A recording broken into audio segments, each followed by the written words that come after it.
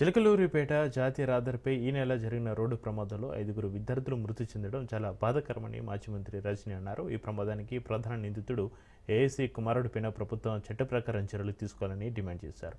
ఒక పోలీస్ కుమారుడు ఉన్నాడు కాబట్టి ఈ ఘటనపైన ఉన్నతాధికారులు నిర్లక్ష్యం చేస్తున్నారని విడుదల రజనీ ఆరోపించారు. ప్రభుత్వం జోక్యం చేసుకుని నష్టపోయిన మృతుల కుటుంబాలు వెలుగులు నింపాలని ఆమె కోరారు. రాష్ట్రంలో వైసీపీ నేతలను టార్గెట్ చేసి వారిపైన అక్రమ కేసులు పెట్టడమే లక్ష్యంగా పోలీసులు వివరిస్తున్నారని విడుదల రజనీ తెలిపారు. డిఎస్పీ ఆఫీస్ లో ఉన్నటువంటి డిఎస్పీ ఆఫీస్ లో ఏఎస్ఐగా సీను అని పనిచేస్తున్నారు. ఆయన కొడుకు వెంకట్ నాయుడు కాదా దీనికి కారణం అని అడుగుతా ఉన్నాను. ఈ వెంకట్ నాయుడు మళ్ళీ ఆయన గ్యాంగ్ అసలు నాకు అర్థం కావట్లేదు. ఏం చేస్తుంది ఈ జిల్లాలో ఉన్నటువంటి పోలీస్ యంత్రాంగం? ఏం చేస్తుంది?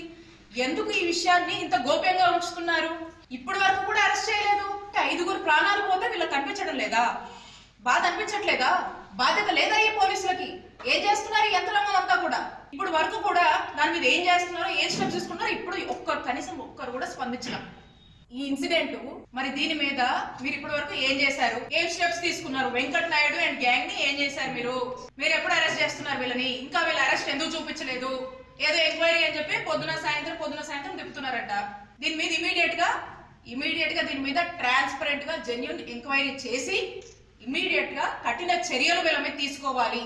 అలాగే ఈ ఫ్యామిలీస్ ఎవరైతే ఈ చనిపోయినటువంటి వారి కుటుంబ సభ్యులు ఉన్నారో